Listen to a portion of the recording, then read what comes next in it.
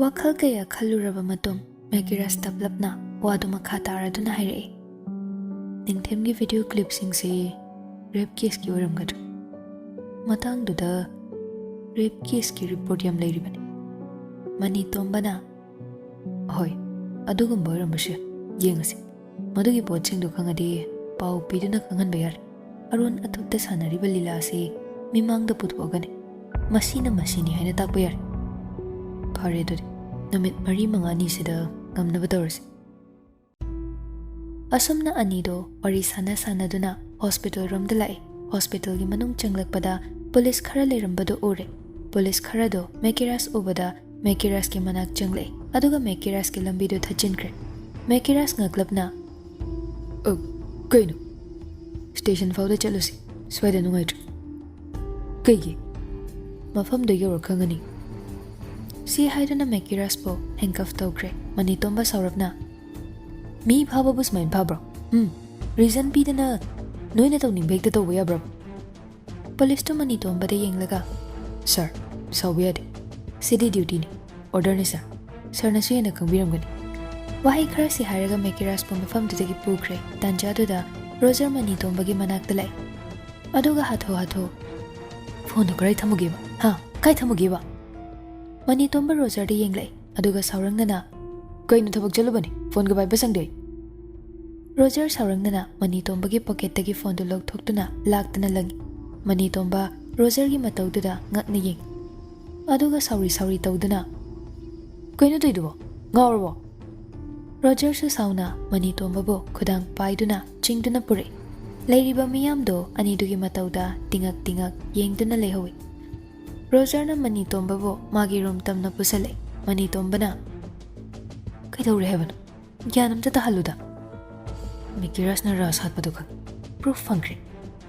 Mani tomba wahaidu da kukjawi kai Roger wadu makha taraduna aina nabani da phone hanjin dawbani amta jati mafam sida Mekiras to purakano haidana haige dawbani ai station da chalugi. Mani tomba taha wahai se haiduna room dudagi hatho thokre. Wafam se osiga maga khak khangba wafam ne proof to so mabani dagi hena leitabani aduna mana pitho amgadra haina chingnabadagi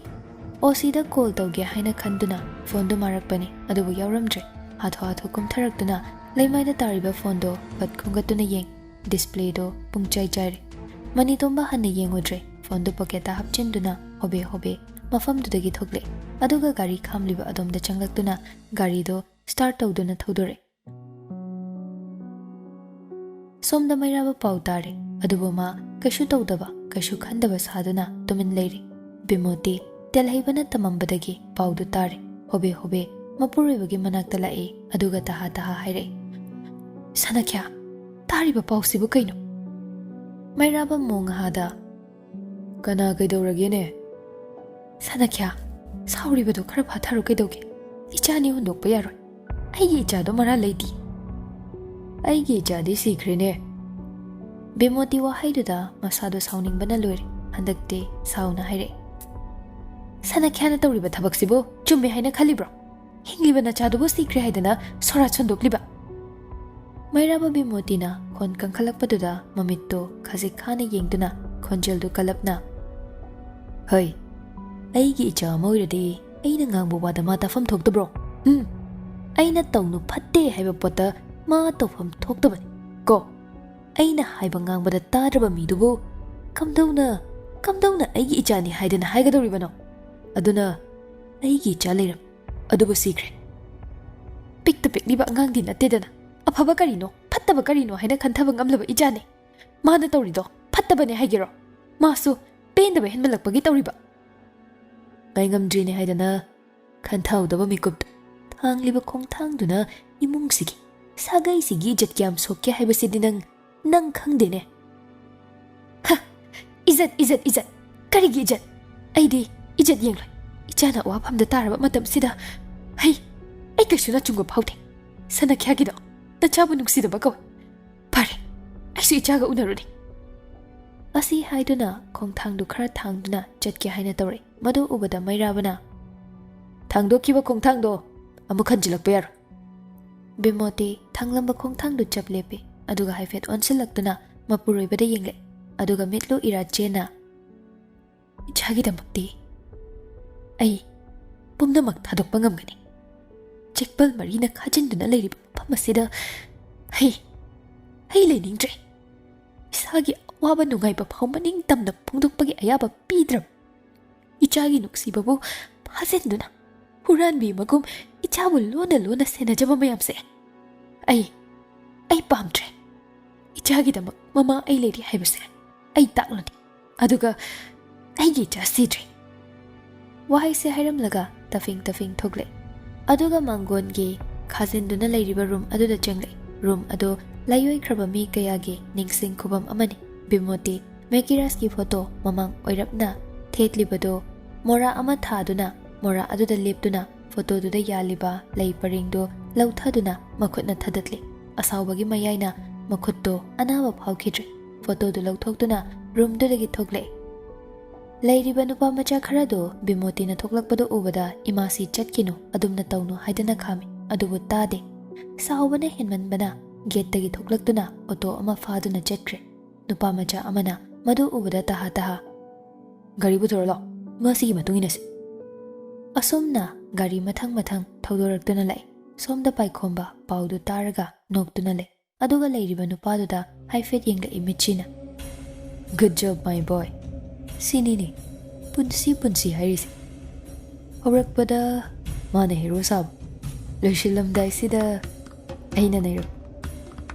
koksi kanana lege haibudu khangiduna kishu leitaba thuklauba nangnaso nupadu noklaga makhuta pariba churukto khara chamlaga thai aduga ngahak leiraga mayadagi maikudu nongthakta yenglaga kamthoi nupado atai kanasu nate risi noklaga kishu nate da moidi pangida Alex kaido pangkhrazani paikomba famlambadu tapna hogatle aduga mekiras ki photo thekliba adomda khongthangdo tapli changsile makhota pairamba pocket knife to satoktuna mekiras ki mamai mapaduda khaje khotle aduga matamse sangmankre lila loisalase nangi punsi loidor ina hanjin haiba natro singnaba thamgumsi singnagumsi thaudoksing ningsingla anu haidana yamna hero sardi sibadar hero sir wari loir wahai se hairaga khonjel do kalap nogle somda manitomba gari do singjamai police station rom da 1000 duna hobe manung changle manitomba changlakpa ubada constable singna changdanaba haidana khami manitomba wadu tapna ingna hairambani yamna tapna adugu makhoigi matau singdu ubada sawbudu hengale khonjel kalapna kaigino noina ai manungda changi address kaigino ba manungda kari karamba thabak thawung chatharige ai kanano haiba noi khangrabo sir sabibede aikoigi duty dawzabani manungda gi order dore kanamta changhalakano haiduna station sita kanamta changhanbirakano haibadi kaino emergency case amala adi noi mathak thambagi order ne haiduna tumina sumta silaga leidoribo leidori baba aikoigi duty dawzabani sida somna adu adan tawridubo kaino aikoina changhandabasi mangairene adudi nang punsi mafam sida changba yaroini nang gaduge habano nang kana oirigeba kana oirigeba manito mangang leiba wada da ping laukre sauna constable dugi mamai mapada kena thenjele constable do adamna makti tawrakani khangudabana longna haithakre khon kangkhatnare muknaba hengale khutsu yaunarakle constable khara do phuba hore oshi do manitomba adomda chatki haiba pau tabadagi hobe lai manungda tawnaramiba mayamdo ubada pakhatna saurangnana noina furido kanadano khangaba khangaba wahaidu tabada funaramba constable kharado chap lepkre aduga leimaida taduna leiriba manitomba da yengle manitomba masadu hogatnaba haiduna kana hotnari osiga lakminaba miyoi kharaduna manitomba ba hogatbe lakliba midu kanano karino haibudo hana khangnaba hotnagadaban adugane micham moiraso achamba wangangduna ingna tapna thembido chalo yare constable kharado hoi mai hairamda tumina thokre manitomba investigation to famduda changge haina taw aduba mapanda leiramba constable kharana thingi sir ne hena khangbiramgani manungda permission yawdana changbasidi overrule chumi investigation tawriba mafam aduda atopa mi changba yade police in charge oriba makhoi khaktamak changadaban Manitomba wafam sidadi mamarei tawrudre makha tarudre mafam dudagi thokle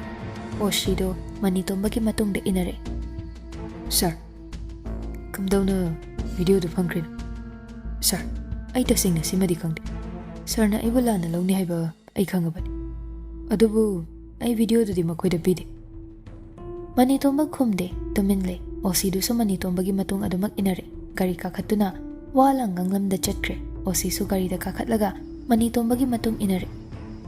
station manung dani mekiras bu phuba cheiba tawdi osi in charge puriba aduga ingna tapna wari du sane osi du saude tapli adumak wahang hanglai mekiras su anam kanba matau utte hangla iba wahang khuding gi paukhumpi adubu khumla iba paukhumdo proof leitabana osi duna pakna thajaba ngamde mai hakki nan thokning bagi tat pat tawribani haiba wasi khanduna le confirm thoi proof yaudana kamdawna thajagani osido mekiras ta munna yeng aduga taplapna IPC section 302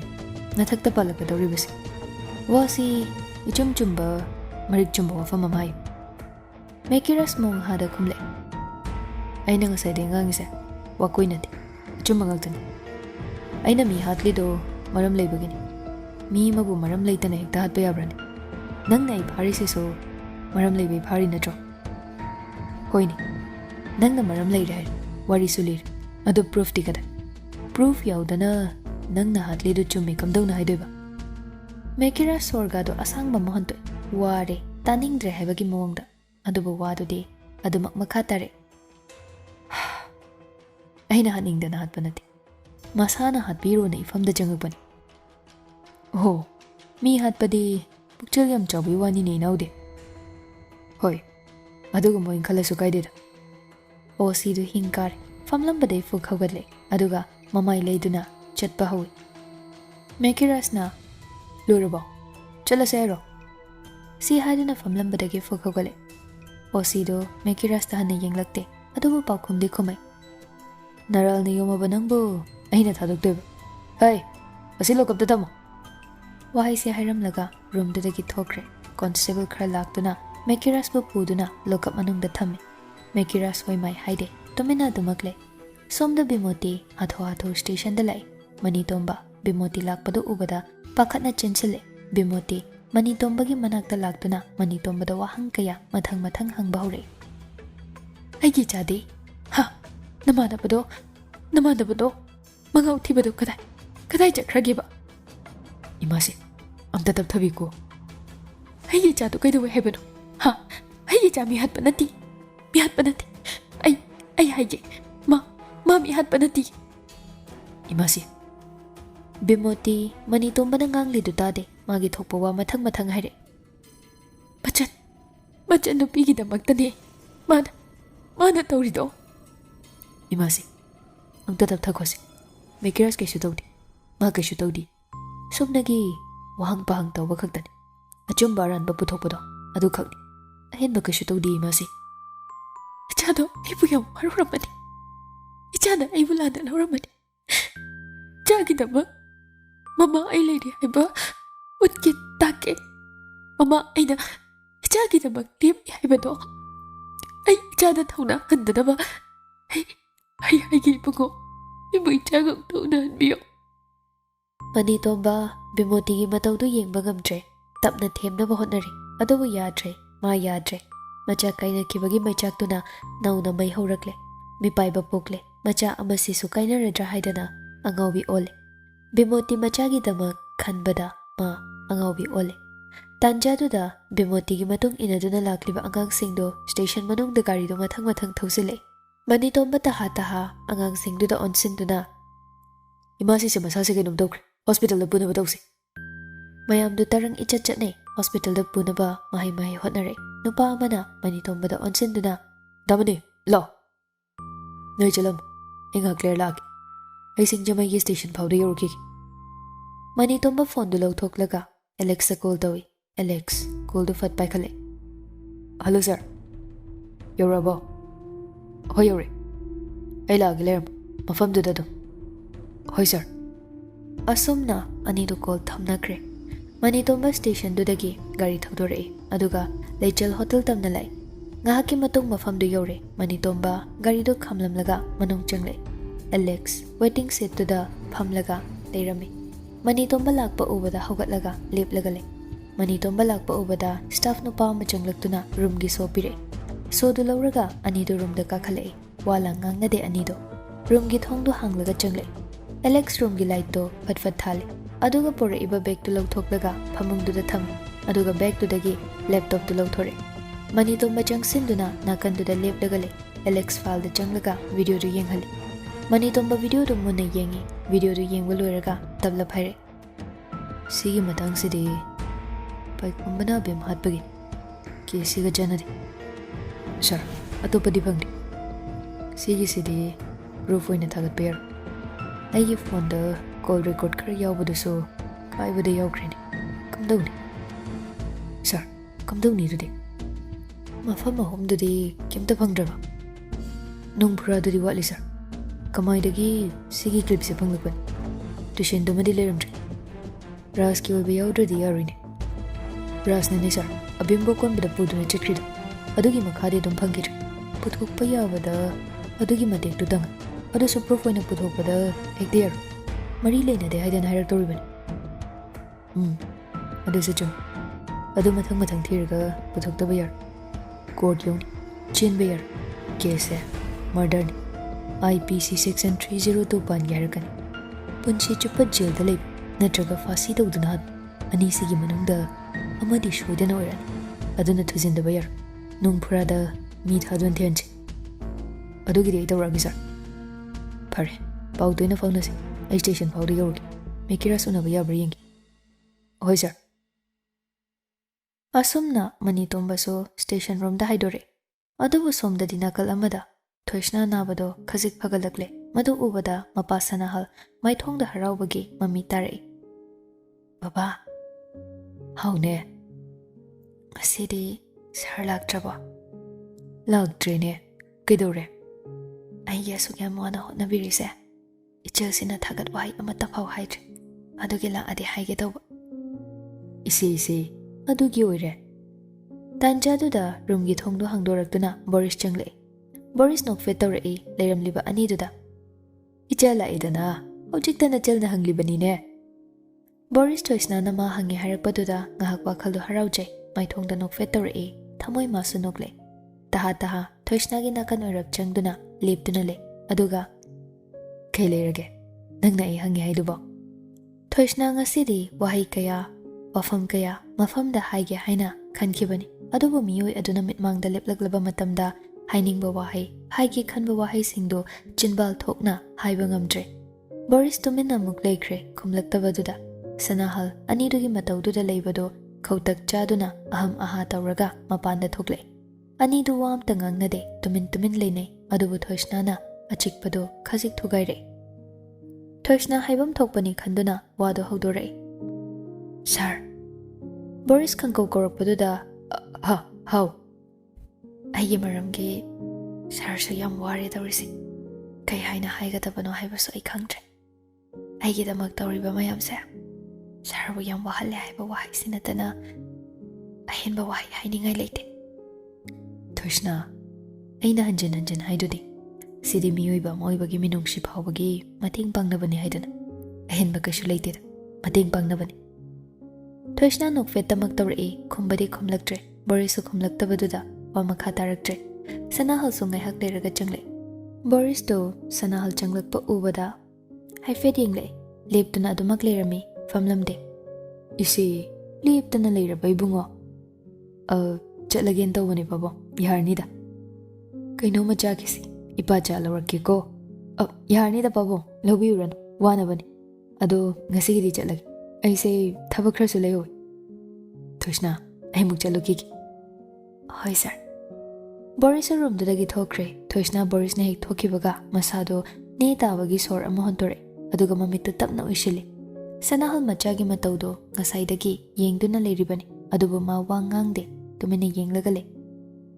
somda Manitomba station da lai handakti athingba leitana changle Manitomba lokapta haifedingle mekiras walduda mamit uishilaga nga thaduna lerambado ure Meeting dungai hak adom da thanam laga Oshi in charge puriba adugi manak da changle Osi du mani tombana lakli badu ma khangi tablab hogalai famlam badagi aduga nokfet tawna Sir kadum chatpiru bano sida sum lai nida Pambiyo sir Mani tomba so chair du chingthok laga fami ani du wam tangang na de tumin lay adubu wa haudok to mani tombana haudore Mekra se kaigino phari sir Murder case chenai sir Investigation di tawrba Tawri sir Mani tombana kai phangi Video duna proof oi bayar sir atopa hen ba thidra so yagadaba mal Mani tomba makok to haifet makhutuna nanthai Oh ado ongto na gi yagadra Yani sir visiting room da lebirum ai thajalagi Mani tomba hogatuna visiting room da changkre Osi duna constable amada Mekiras po visiting room da thajelo haibadagi lockup tagi puthore Mekiras hoi mai haide tamina thoklai ani do visiting room tamna lai Mekiras visiting room aduda lai Mani tomba famduna lerambadu ure masu changsinduna chair da famthai nakanda police nupado adumak leptuna lai Mani tomba nupado da yenglaga Thogro Niyom natti khangna Mani tomba hairakli nupado so order ni khanduna room dudagi thokre Mani tomba na kaino hujik tawdu sibo Mekiras mong hada ingna haire Pakhat kanu kaino da yam pakhaliduna Hujik sibo phamdana leiba yaribu Section 302 Murder case ni balaktoisi Ore nei tholakani Kamdawna Adugi di kaishu khanuda ain thokpadawni Relax to station mamang sida layo hai Ahing nong yai Mi tumna kraba matamda Ai mafam sidagi thoklakani Mani tomba wadu makha takhidre kariso hairakidre Thabak thauram khara Mekiras na sinduna thamle haiba ma khangle Aduna wadu tumin laikre Ani du ngai hak wari sanai Minatu faraklabada constable du changaktuna Minat hele changasi Mekiras hoi mai haide Pamlambado hogatuna room dudagi thokre Mani tomba so hogatlaga lai